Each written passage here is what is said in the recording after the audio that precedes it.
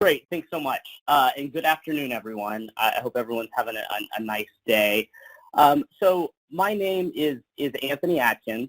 I've been an executive in the behavioral health, particularly the substance abuse field, for about 10 years. I come from a senior management position at the world's largest behavioral health care provider, where I oversaw utilization management for 40 facilities.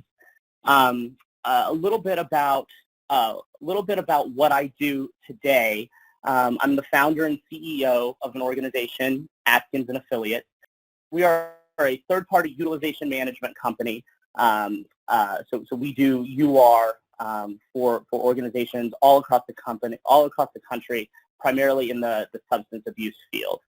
So why are we here today? You know, as I think about the challenges in the substance abuse field, we're seeing two things. We're seeing more difficulty accessing patients for admission. So the cost of acquiring a patient is going up. And at the same time, we're seeing reimbursement on the back end for the services that we provide going down. And so when I think about ways to increase revenue, we really have to do more with what we have. So what we're going to talk about today is what are the best practices around utilization review. Essentially, how do we secure more days in higher levels of care? And with that, we're going to talk about how to document smarter, not harder. We're going to talk about staffing, and then we're going to talk about metrics, the way that we should be looking at UR. You know, when I started doing UR about 10 years ago, I looked at the value of time in treatment a little differently. I had very grandiose ideas about how to make improvements. I thought that in order to have a real and meaningful impact on a patient experience, we needed to add 7 days to their length of stay. And I had an experience real early on. We had a kid in treatment with us. He was 19. It was his 14th treatment episode at our facility. He was a heroin addict. And you know, we didn't push very hard. The insurance company wanted us to discharge him. He had been in treatment 4 or 5 times that year already. And we did end up discharging him, and the patient died of a heroin overdose that night. And I started, from that moment on, I started to think about the value of time in treatment a little bit differently, because I felt, you know, in this case, I saw real life that one day could have made a very real difference in someone's life. And when I thought about the value of one day for the facility, you know, if you have one residential day that you're being reimbursed for $750 a day, you're averaging 50 discharges a month. That can add almost $500,000 to your bottom line. So a day is not only meaningful in the life of a patient, but also to the bottom line of a facility. And I'm also a firm believer that more predictable lengths of stay create a more stable patient experience, which produce better outcomes. You know, when we think about how UR should be put into the treatment team, I think of them as an extension, as a bridge, really, between the insurance company who's paying for treatment and who have been involved in a patient's care for perhaps much longer than we have. They follow patients for a longer period of time. I think of utilization management as a bridge between both the insurance company and the on-site treatment team. You know, and with that, there can be an exchange of knowledge between the insurance company and our providers as to what may have worked for the patient previously, what may have not worked, et cetera. But I do think of UR as part of the treatment team. So who should be doing UR? You know, when I travel across the country and when I do consulting for programs, both big and large, this is one of the key questions I've asked is, who should we hire? What does the profile look like for someone coming in and handling a caseload in a UM position? And so I have a couple of preferences here. First, I think that people who have experience in recovery are best suited to fill these positions, whether that's personal experience, meaning that they're in recovery themselves, or they have friends and family, or they have extensive programming experience. Obviously, someone that does UR needs to fundamentally understand clinical programming. I think it's really essential that we be able to talk around very subtle clinical themes and understand what we're reading in a chart. I also think someone that does UR should not be someone who thinks in black and white terms. It needs to be someone who's comfortable reading between the lines, making inferences from a chart note, etc. And this is how, when I'm doing an interview, there are three questions I always ask. I try to get people outside of the typical interview experience where we're talking about their previous experience and what they did at their last job. And these are three questions I like to ask, and I'll tell you why. I ask them to tell me about their best friend. I like to hear the way that they tell a story with something that they're passionate about. I ask them to tell me about their favorite movie or book and tell me why I should read or see it. And I do that because I like to hear the way they make a persuasive argument. That's going to be important in UR. And then finally, I ask them to tell me a joke. I like to throw people off of where they're comfortable and see how they react.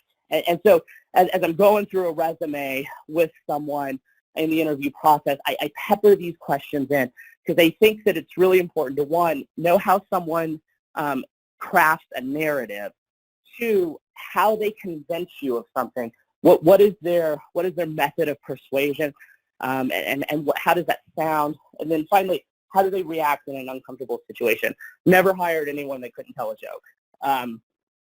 So when I think about how UR has been done traditionally, you have someone, a staff member, in an office, and they're reading from a chart to their counterpart at the insurance company. And that's really not the way that we should be thinking about this. That's just relaying information that's written down. Anyone can do that.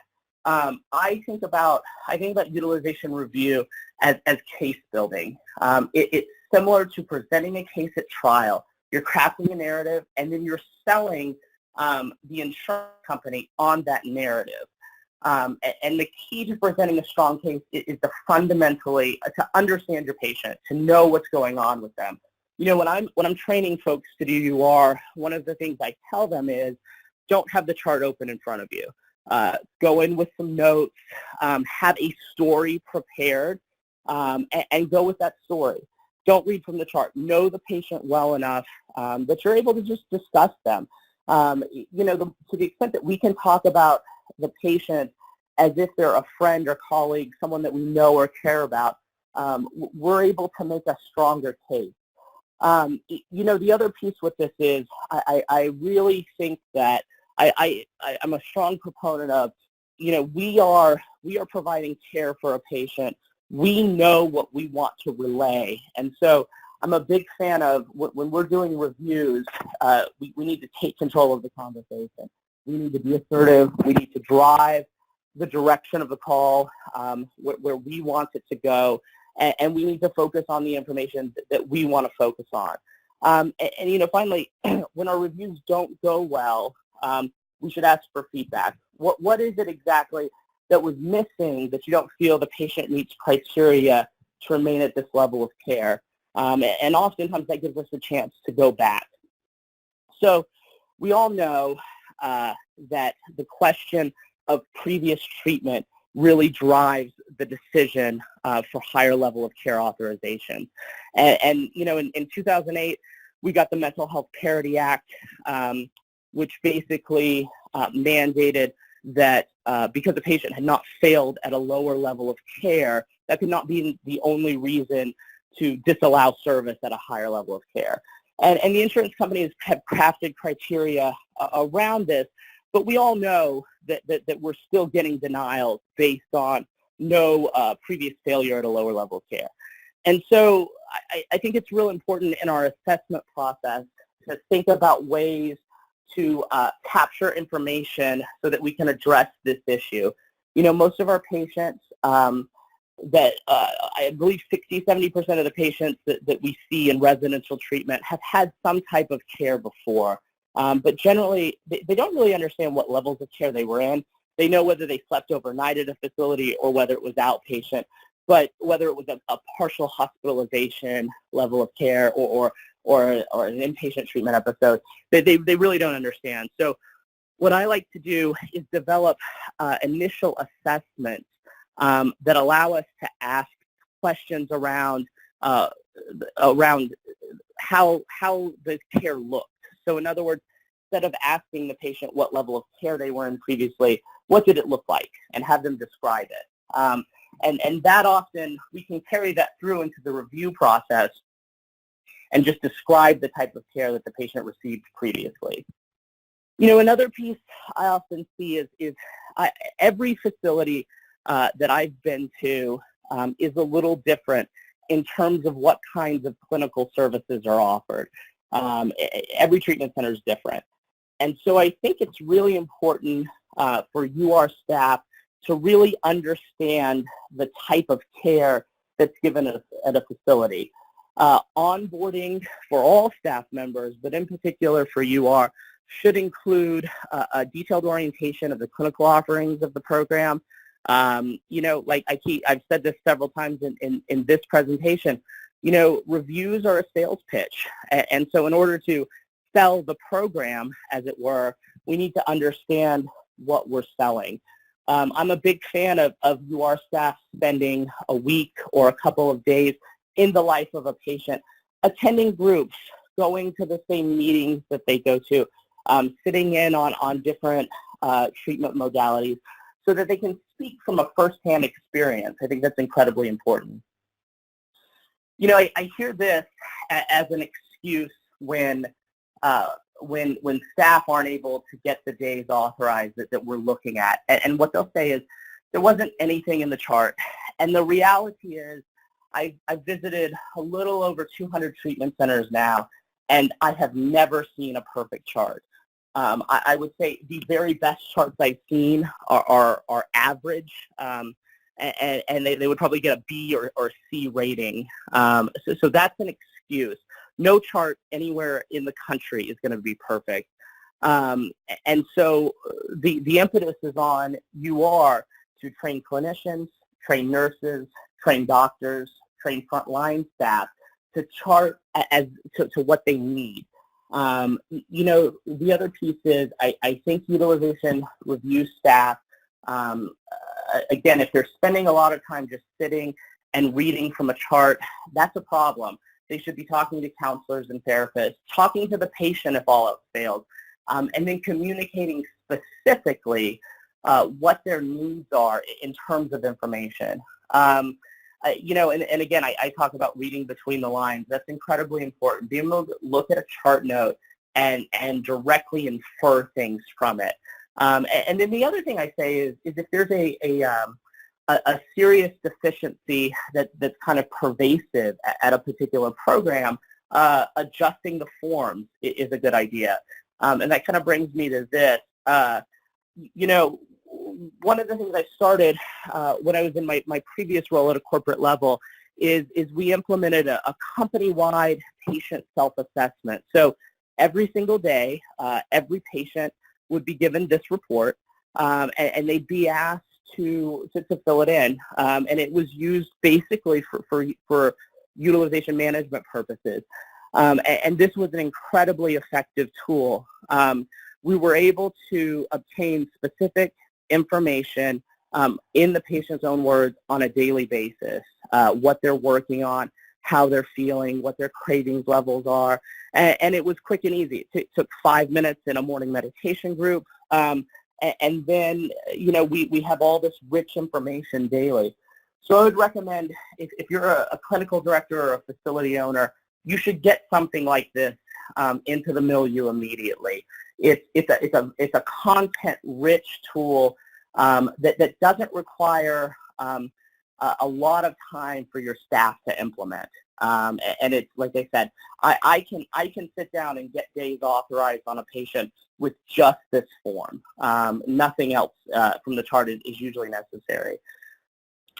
So we all know that utilization review is a relationship field. And one of the things I instruct folks to do is to get to know our enemy, get to know the people on the other side. You know, every reviewer at every insurance company is a little different in terms of what their specific focus points are, what really triggers them to care, or how they like information presented to them. You know, we keep, in my company, we keep notes on reviewers with whom we have regular contact so that we're properly equipped to deal with them the next time we have a case. If we know that trauma, for example, is a specific area of concern to a specific reviewer at an insurance company, we'll be sure to look for that information in the chart and emphasize it in a review. Knowing how reviewers authorize, whether or not they're comfortable authorizing in smaller or larger blocks of time, help us to kind of strategize how we ask for days. So that's incredibly important to have information around. You know, I've had experiences where there are reviewers that I just don't get along well with, where the conversations go immediately to hostile, and they get very aggressive immediately. And in those cases, I hand those off to someone else. We pass those along. We make sure that we avoid those reviewers that we have a bad relationship with. And then the other piece is insurance companies have regional offices all across the country. And one of the things I really encourage facilities to do is to make an investment in developing a solid relationship with the payers that they're working with. And so I always suggest quarterly meetings with any of the payers that are in your region. It's incredibly important, and it definitely pays off. So the next thing is, what happens in the event a peer review or a review does not go well and the case is sent to peer review? So in those cases, we've not been able to convince the insurance company representative of the medical necessity that we believe is present, and they want our doctors to talk. You know, in these cases, I think it's really important to be selective about which cases that are sent to peer review. It's really important that at this time we use whomever is going to be our best showman, who is going to be able to kind of talk through with a difficult doctor the clinical information in the best way. And then finally, you know, make sure that whomever we're putting on the phone with an insurance company understands the review process and criteria. You know, and finally, some other tips. I think it's really important that we look at how we staff you are in terms of are we staffing appropriately for after hours so that we're avoiding pre-cert penalties, and are we taking full use of any of the electronic authorization portals that insurance companies utilize? And that is all. Thank you, guys. Okay, Anthony, thank you very much. That was a really great overview. As everyone can see, there is a lot to this utilization review area. And if you have questions, please feel free to chat them in. We actually have a few questions. Anthony, yeah. Somebody wants to know, what is a good staffing ratio for utilization review, and how many cases can each UR reviewer handle? Yeah, that's a great question. So generally, the staffing ratio should be 1 UR staff per 50 clients. That's generally a pretty comfortable ratio. Okay, thanks. Here's another one. What's a good target for residential authorizations?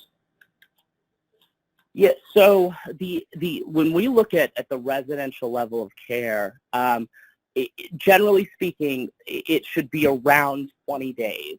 The model that I use, we should look for detox authorizations between 5 and 7 days, and then residential should be between 20 and 21. Okay, great. Here comes another one. What should the peer review success rate be? Great. So, that's a really interesting question. When we're looking at the cases that go to peer review, it should be less than 10% of our cases going to peer review, because we should be, again, very selective about which cases we're sending. And then the success rate should be about 25%. That's generally the best you can hope for. You're going to win best case scenario 1 in 4. I think that's it for questions. Okay, so we're going to thank everybody for joining us. On the screen, you'll see our contact info for more information. You can give us a call. You can email us. You can visit our website. Anthony's information is there as well. Okay, thank you all for attending, and we will look forward to being in touch. Take care, everybody.